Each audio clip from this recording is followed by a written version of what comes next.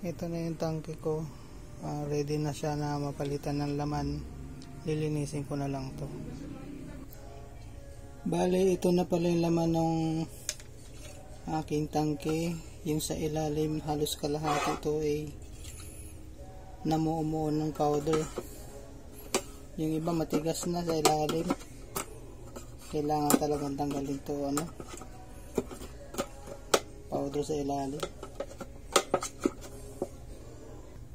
Ngayon lang kasi nabuksan to simula nung na-install sa amin tong DTF printer. Mamaya pagkipagita ko sa inyo pag malinis na siya. Bali ito na siya guys, malinis na. Bali pinapatuyo na lang natin yung labas at loob niya. Malinis na. Hindi na tulad siya na sobrang kapal ng puti sa ilalim dito banda. Napatuyo na lang natin.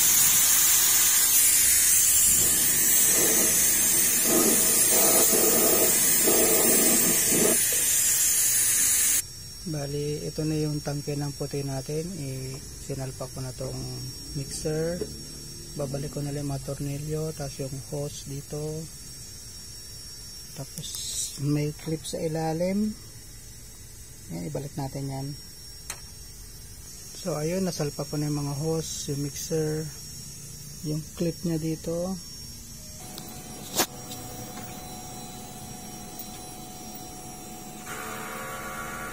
Yan guys, bali nag-fill ink na lang tayo para malabas niya pa yung mga lumang ink para mahigop niya na rin yung bagong ink na nilalagay natin.